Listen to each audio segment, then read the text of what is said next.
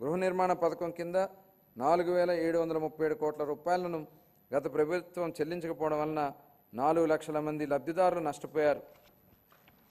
గృహ నిర్మాణానికి షెడ్యూల్ కులాల వారికి అదనంగా 50,000 రూపాయలు మరియు షెడ్యూల్ తెగల వారికి అదనంగా 75,000 రూపాయలు ఆర్థిక సాయం అందించాలని మా ప్రభుత్వం నిర్ణయించింది. మేనిఫెస్టోలో ఇచ్చిన హామీల మేరకు మా ప్రభుత్వం గత 7 నెలల్లో అసంపూర్తిగా ఉన్న 1.15 లక్షల బలహీన వర్గాల వారికి చెందిన ఇళ్లను పూర్తి చేయడం జరిగింది. ప్రస్తుతం కొనసాగుతున్న ప్రధానమంత్రి ఆవాస్ యోజన PMAY పథకాల కింద 2026 మార్చి నాటికి 7 లక్షలకు పైగా ఇళ్లను పూర్తి చేయాలని మా ప్రభుత్వం ప్రతిపాదిస్తుంది.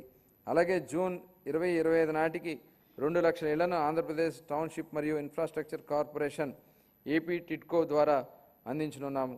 2025-26 ఆర్థిక సంవత్సరానికి గృహ నిర్మాణ శాఖకు 6,318 కోట్ల రూపాయల కేటాయింపును ప్రతిపాదిస్తున్నాను.